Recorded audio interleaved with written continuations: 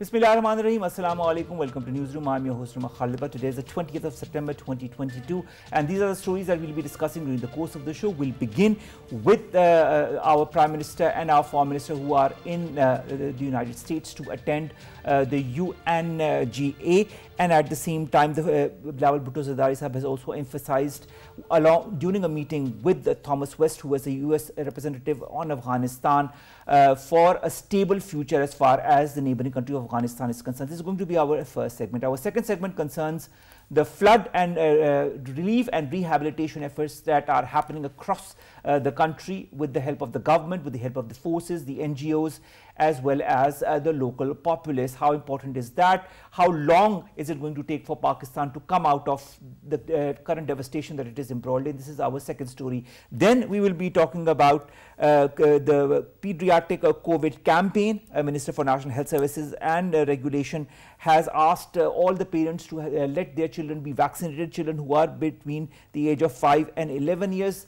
Then we will be talking about Bilawal Bhutto Zardari Sahab, who has tweeted that he has met with Malala Yousafzai, the Nobel laureate, where he has exchanged views on women rights as well as girl education. And finally, we are going to talk about a report that has come out that talks about people in Asia and the Pacific and their displacement of more than 225 million times due to disasters triggered by natural hazards between the years 2010 and 2021, and that excludes these floods that happened in Pakistan. Let's come with our first story, ladies and gentlemen, and that concerns Afghanistan, Pakistan, the relationship that both have, and of course the need to work for a better future for Afghanistan. This was emphasized during a meeting between Thomas West, the US representative for Afghanistan, and Bilawal Bhutto Zardari. More in the following report.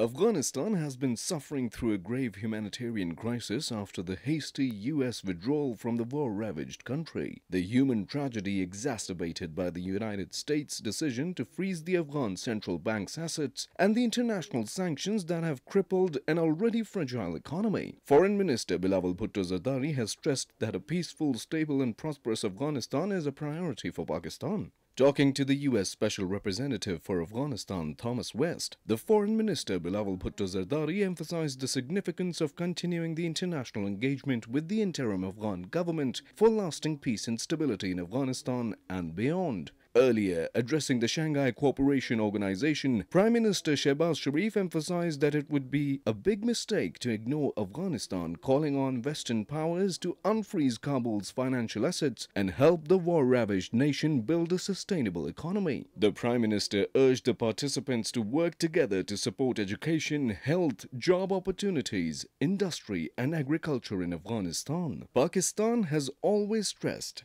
that strengthening Afghanistan in security and counter-terrorism domain should run parallel to the support to the Afghan people in socio-economic arenas. Pakistan has been hosting Afghan refugees since decades and has been rallying Muslim countries and world community to help Afghanistan stave off an economic and humanitarian disaster. Hassan Khan, who's an Afghan affairs expert, joins us online. Hassan, thank you very much to have joined us. Hassan, when you look at Pakistan-Afghanistan relationship, when you look at the current tangent of relationship, including the ups and the downs, and of course the meeting between Thomas West and Bilawal Bhutto Zardari, which means US and Pakistan on Afghanistan, how important is it for both countries to jointly work for some kind of stable future for Afghanistan? Thank you very much. I think it's quite clear that Pakistan and the US are engaged in Afghanistan, were engaged in Afghanistan for more than 4 decades. When the Soviet Union attacked Afghanistan in the early 80s, Pakistan and the US cooperation that continued for more than 10 years. And later on, when post 9/11 situation emerged in Afghanistan, and there were coalition forces in Afghanistan. So it was Pakistan and the US, this giant cooperation, I think, make it possible to rebuild Afghanistan. So once again, I think Afghanistan at the moment need international cooperation, in Pakistan is working from the day first, trying to serve as a window to the international community for Afghanistan. And it's Pakistan which has from the day first since Taliban took over Kabul is pleading the Afghan case, whether in Kabul, whether the rulers are Taliban or whosoever, but the real sufferer, as Pakistan's position is the real sufferer are the Afghan people. So what Pakistan's demand from the international community or the regional countries is that we have to get engaged, whosoever is in Kabul, for the sake of the people of Afghanistan, because they are suffering. So the foreign minister Bhutto Zardari and even the prime minister, his interaction in New York is mostly focused on Afghanistan, because God forbid if Afghanistan fall into chaos again, so it will be a nightmare for Pakistan, because already Pakistan suffered too much due to the internal wars or the internecine conflict in Afghanistan. So Pakistan's effort at the moment are to convince the international community, particularly the US, which has left Afghanistan high and dry after August last year when when Taliban reached Kabul. So what Pakistan's demand is to re-engage the US and the international community again again in Afghanistan. So I think Bilawal Bhutto Zardari, the Prime Minister interaction in New York, no doubt they are pleading the case of Pakistan, but everybody understands that Pakistan is has suffered a lot due to the conflict in Afghanistan. So Pakistan Hassan Khan, when you talk of pleading the case for Afghanistan from the Pakistani side, I'd like to quote what Bilawal Bhutto Zardari Sahab said while meeting Thomas was. He said that a peaceful, stable and prosperous Afghanistan is a priority for Pakistan. Looking at the security concerns that Pakistan has of late because of the incursions that have happened in the last few days from the Afghan side, do you feel that the West is in a position or wants to help Pakistan in order to make Afghanistan a more stable place, a more stable country to live in for the people of Afghanistan, for the people of Pakistan? I think, yes, this is, as I said, this is the policy of Pakistan to see Afghanistan as a stable, peaceful country, because it's a very crucial neighbor and very unique neighbor of Pakistan. Pakistan has other neighbors also, but with Afghanistan, we share almost 2,600 kilometers, more than that border, and the border is porous. The people living on both sides of the border, they are linked to each other through relations, through various, like they speak the same language, they follow the same religion, and they belong to the same ethnic race. So I think Pakistan understands it very well, that if Afghanistan is stable, so the western part of Pakistan will definitely stable. And if Afghanistan is unstable, we saw that in the last 40 years that the unstable Afghanistan caused instability in most of the western region of Pakistan. So that's one thing.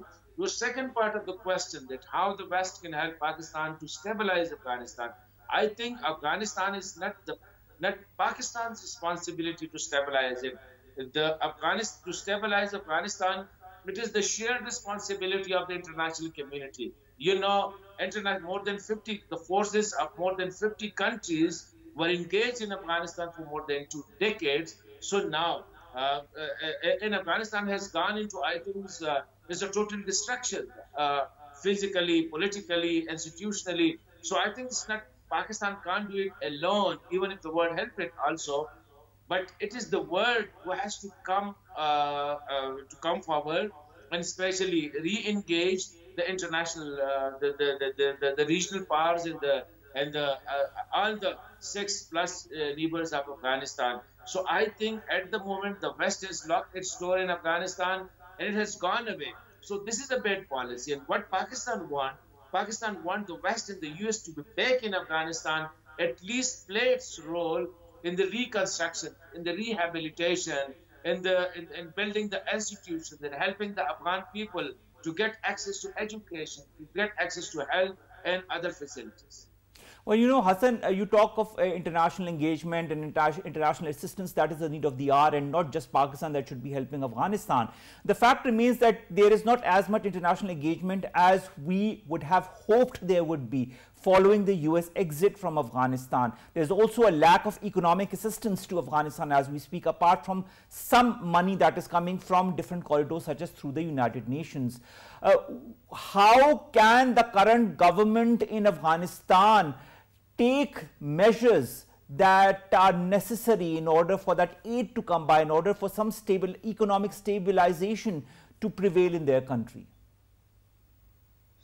Yeah, I think this is a very crucial question, because unfortunately, so far the behavior of the current regime in Kabul, it's not cooperative with the international community, because they go in their own way, and they believe that they have defeated the world powers, particularly the US, and now it is their right to govern the way they want. However, I think they missed the point that you are part of the international, this global village, and all your policies, whether you follow it or not, it will have impact on the regional countries and the international establishment. So I think this is very important, that the Taliban, who are ruling Kabul at the moment, that they must understand that without international community, without the support of the international community, without their political, material, and various help, they can't survive.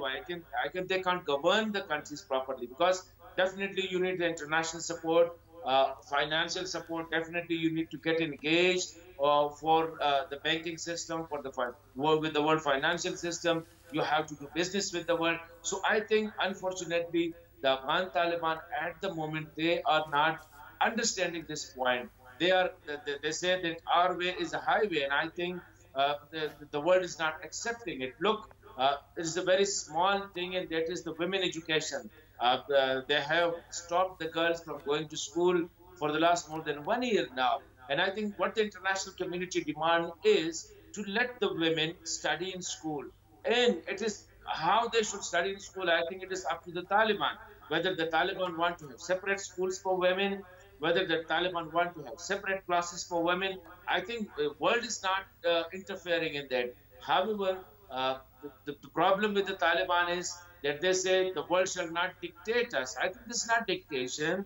Your Islamic teachings, your Afghan cultures, I think it is their demand also to get your women educated. And then is the human rights issue. I think they have to understand the world concern about the human rights issue, and then their promise that they will have an all-inclusive government once they are in Kabul. So far, they are not following it. And the fourth most important is to not let the Afghan soil be used by the terrorists against any country, including Pakistan. And you know, even today, there is an attack from the Afghan side, and the Pakistan security forces, the terrorists use the Afghan soil, and they have targeted and they have martyred more than once, Hassan, and this has happened in the last few days. You know, in this whole political uncertainty and security uncertainty, there's also the humanitarian uncertainty. Winters are around the corner, and there is going to be a huge humanitarian issue because of the winters, because of the lack of food, because of the lack of proper shelter,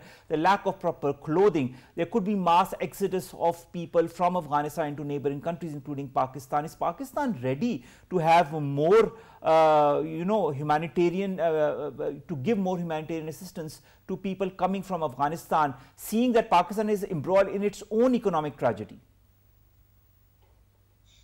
I think Pakistan has its own plate is full of problems. I think, almost 1/3 of Pakistan has been hit by the flash floods. Parts of Pakistan, particularly in Sindh and Punjab and in Balochistan, are still submerged in water. In Pakistan, and the Pakistani government and the people are fighting to help those brothers and sisters to brace up, I think, to face the situation. Hundreds of thousands of people are facing diseases, they are homeless, etc. And already Pakistan's security problem in Pakistan is another issue. Economic conditions were already weak in Pakistan. So I think for Pakistan, it's not possible to have more Afghan refugees, whether economic, whether political, or those who are running away from the government due to security reason. So I think Pakistan has to take a policy and convince the international community that our policy is clear. Our border will be closed whatsoever happen in Afghanistan. The reason is it is now the responsibility of the international community who were engaged in Afghanistan for 2 decades, fighting against the terrorists, fighting against the Taliban, trying to establish a new order, democratic order there. If they failed in it, I think it's not Pakistan's doing. They have to take this responsibility that the current failure in Afghanistan is not because of Pakistan, it's because of the policies of the West and the US. So the byproduct of this failed policy in Afghanistan, I think now the West and the US, instead of shying away, instead of going away, leaving everything in Afghanistan high and dry, I think they shall, as a civilized nation, they shall take this responsibility, not leaving it to Pakistan or Iran, and particularly to Pakistan, to face any eventuality that may happen in Afghanistan. God forbid if that happens.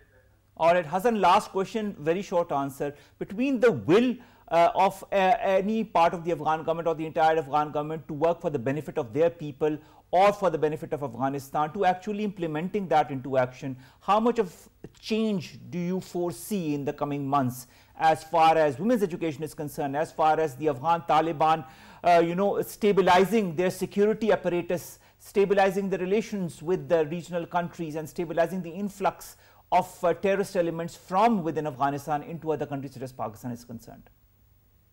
I think, but unfortunately, I'm not pretty, convinced that the Taliban are, no doubt, the groups in Taliban, especially those who are currently the rulers, or those who are in Doha, they understand the international concern. They understand the regional countries, the concerns of the regional countries. But unfortunately, the hardliners who are at the top, maybe 4, 5, 6, they say that they don't need any assistance from the regional countries or the international community. They do their own, they follow their own policies. And these are rigid, tribalistic and ruralized policies. Is the rural understanding of the very sophisticated issues. So the problem with Kabul is that at the moment is a total confusion. And I think at the moment it's not only the security problem. Daesh is resurfacing, on daily basis. There are attacks. There are the unemployment is rampant, health issues, the education issues, etc. So I think the sooner the Taliban senior leadership understand that they are falling again into a chaos, and I think to stop this falling again into a chaos, they have to cooperate with the international community, let the international community be in Afghanistan, and they have to address the international community concern, particularly about the women's rights, human rights, and the opposition issues and the formation of the government in Kabul. Thank you very much, Hassan Khan, Afghan Affairs expert, who have joined us, who have talked to us about this meeting between Thomas West as well as Bilawal Zardari Sahab on Pak-Afghan relations and Afghanistan as well. Looking at the current situation as discussed by Hassan Sahab, it's pertinent that Afghanistan understands the current status or the current situation in which it is embroiled and comes out winners by stabilizing all aspects of its politics and economy. And that can only happen if it changes its whole political maneuvering, its whole economic maneuvering, and its humanitarian maneuvering. The United Nations is one such place where I could talk about that by coordinating with other important players such as the United States and Pakistan. Our next segment, ladies and gentlemen, concerns the devastation caused by the floods, the relief and rehabilitation efforts. The World Health Organization that has expressed its concern about an impending second disaster by water-borne diseases which are waiting to spread in the country, particularly in the flood-hit areas of Sindh. More in the following report.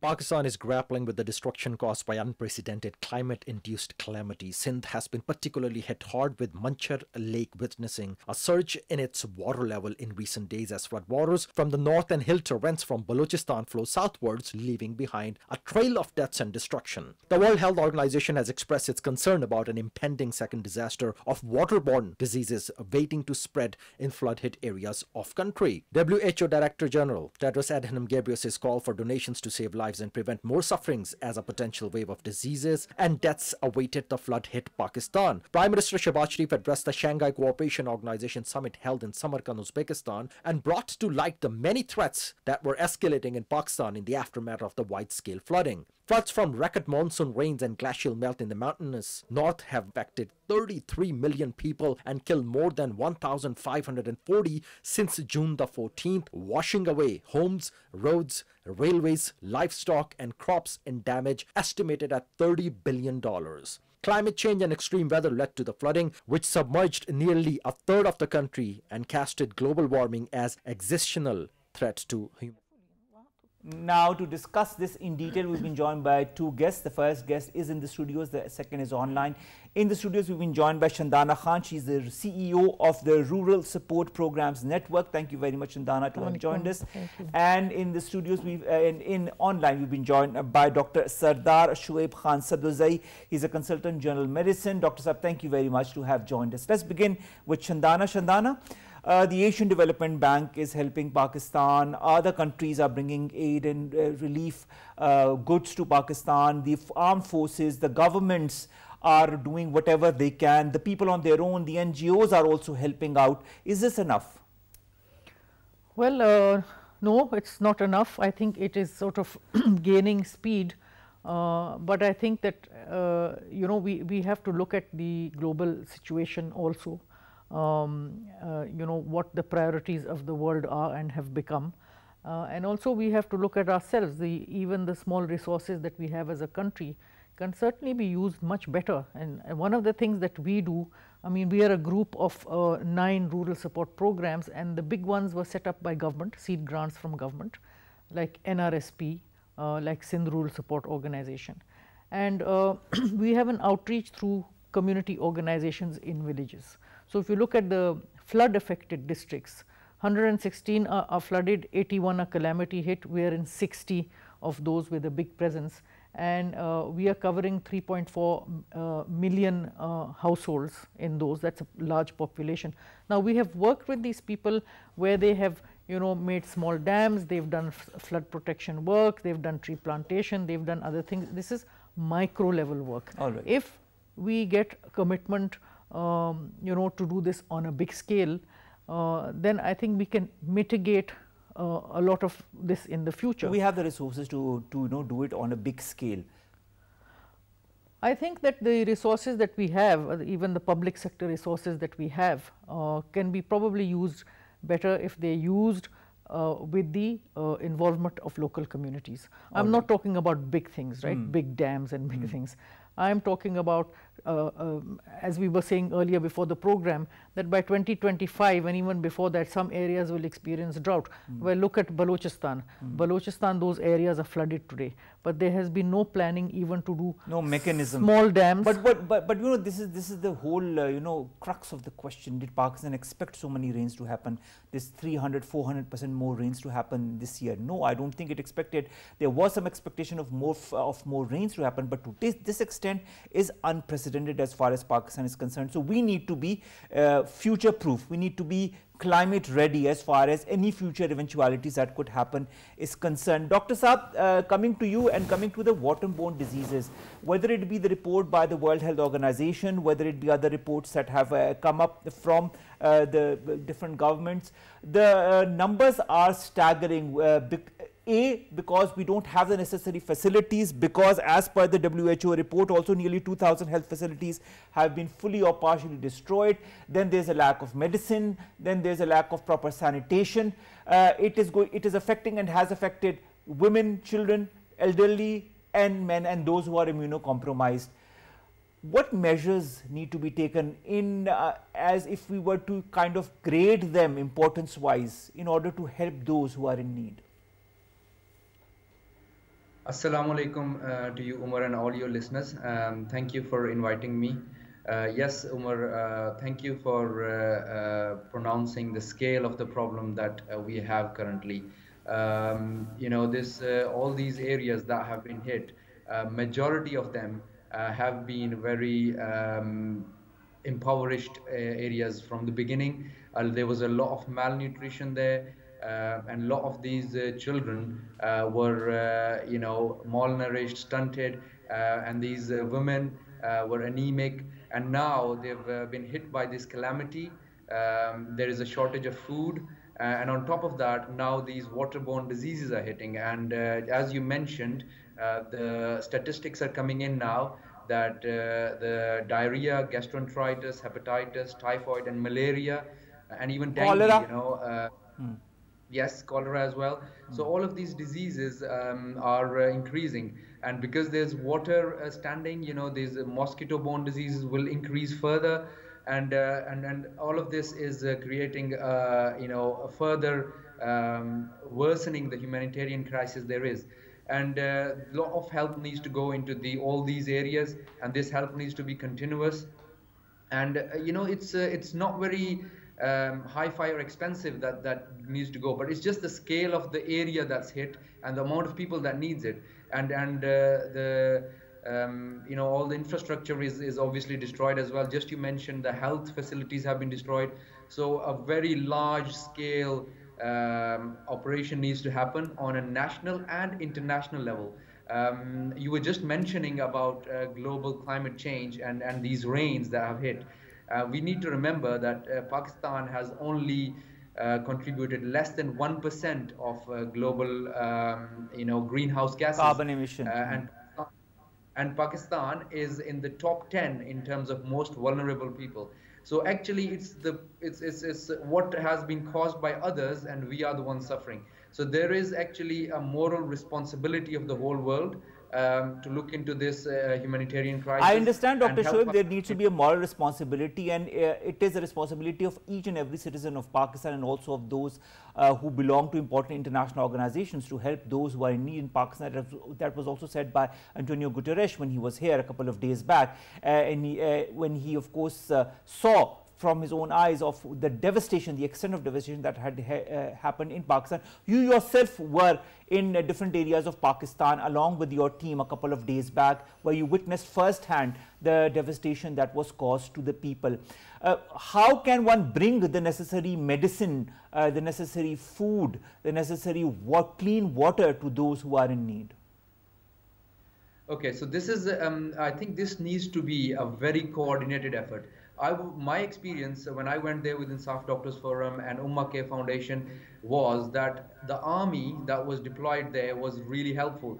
They were the ones that we contacted them initially. They told us what medicine needs to come in. They identified the areas that we need to go in. They arranged transport for some of the areas where our cars couldn't go or our vehicles couldn't go, and they also arrange security. Let's not forget that there are some security issues in these flood affected areas as well, because obviously these people are in dire need. So and then the local health authorities, the local government, all of these people need to get in touch with the NGOs and the people that are coming in, and there needs to be a coordination, because local people know exactly which areas need most help, which areas are hit by which types of diseases, and then there needs to be specialists, people who are expert in disaster management and in relief, in flood relief, because there are certain typical types of diseases that will happen in these areas. So typical type of medicines will be needed the most. And similarly, there are some diseases, for example, let's not forget that people have diabetes, people have heart disease, people have chronic lung conditions that need medicine long term, and these chronic conditions... Forget that there are thousands of women who are pregnant, who are about to, give birth, and they don't have the necessary facilities to help them out under these conditions. That is just one of the different miseries that the people are encountered with as we speak. Yes, exactly. So just like you said, pregnant females who are breastfeeding, there are chronic condition people, and all of them need medical help, because if we don't give them medical help, then they will go into more complications. Of course, so this medical help is extremely paramount. Shandana, when you talk of medical aid, I've just talked to Dr. Saab and you were listening as well. What is the mechanism to bring this aid? Because there is the need for clean water, there is a need for clean clothes, there is a need for clean food as well. The WHO has also taken out a couple of pointers as to how to manage oneself when you are in such a situation. It is very difficult, the condition in which all these thousands and thousands of people are currently present in. You talked of local communities, so did Dr. Yousafzai. how can the local communities be engaged along with the different NGOs, along with organizations such as yours, along with the international donor agencies and the governments? Well, you know, there is government, right, and there is local administrations, and some provinces have elected local governments. Now, we are very closely engaged, but of course, there is no, not enough resources. And of course, where local administrations are based, they themselves have been hit by this calamity. But one of the things we found is that we can have a very close working relationship with the district administrations and below. And very often they use the community organizations that the RSPs have helped people to form to identify who needs what. And as Dr. Saab was saying, this is the outreach that we offer, and we have probably the largest outreach in the country. You know, we worked with over 50 million people in over 34 years. So we offer an outreach. We of course do these programs ourselves as well, and government uses this outreach at the local level very effectively. Now, of course, the thing is that the government itself right now doesn't have enough resources, and most of what has been coming for relief has been the first responders were people themselves. I mean, you had villages helping other villages. The second responders were philanthropists, maybe in the districts, maybe in the nearby cities, and then came the aid, because aid takes some time to organize, and I must say that some donors have allowed what they call a repurposing of some funds also. But of course, it's so huge that this is not enough. But I think what we need to do in future is, how do we rebuild, and how do we do it in a way to, in a way that is better. But Shandana, rebuilding is something that is going to happen in a few weeks or a few months time. But before that, we need to secure the people, those tens of thousands of people who are at this moment shelterless, who are at this moment not having proper access to food 3 times a day, clean food 3 times a day, maybe clean water as much as they would like to bathe, to kind of prevent themselves from disease. What are the priorities that one should have right now to help those in need? Well, as you were saying, food is one thing, shelter is another thing. In a lot of parts, mosquito nets is critical. With dengue, that is prevalent nowadays. Yes, exactly. So that is critical. And I think, I would really like to appeal to Pakistanis. I mean, I know a lot of people are giving, a lot of people are doing things. I think that we can do much better than this. I mean, if you're giving a mosquito net, or if you're giving what we call a hygiene kit to women because they're displaced, they can't use toilets, they're often in a condition where they need, for example, sanitary pads. Now, those things, it doesn't cost much to do this. And I think, if you, I mean, I don't want to use this as a fundraising thing. But what are the intermediaries that one can use? For example, if one is a citizen of Pakistan listening to this show, what can one do in order to reach? Who can one reach in order for that aid to reach to the people in need? So there are so many organizations, and good local organizations. I mean, if you go to our website, www.rspn.org, you can donate there. If you're donating a substantial amount and you write to us and you say, this is what I want to be done with it, we can get back to you on that. It does not really take much, you do donate 5,000 rupees, but I think that the country really needs to step up. The common people in the country really need to step up to do this, to help, because I think that we have to think ahead as well. And I'm afraid that yes, we do a lot of giving in times of disaster, but the giving is not organized. And we can certainly offer that the places that we work in, we can give those details, and a lot is on our website also, that they work through the communities that we have helped set up, the community groups, because that is where the impact. Community groups are very important as we speak. Dr. Shoaib, when it comes to diseases and the prevention of these diseases, how much of the people who are at this moment in the center of it all after the floods can help themselves before they get the necessary medicine or maybe aid one way or the other in form of vaccination? Yes, Omar, I think it's a very good point. Health awareness is really important, and people need to be given that awareness. And if little things like boiling water, making sure that the water that they drink is clean, making sure that they're washing their hands when they eat, and after they've been, to the toilet, making sure that they are shielding themselves from mosquito bites as much as they can in times, for example, in the morning, at sunrise and at sunset, at these two times. And then when someone is unwell, to know that, they need to get medical help and where can they get it. Whatever medical help is available, to use it properly. These types of things will help a lot. As we know, prevention is better than cure. Of course.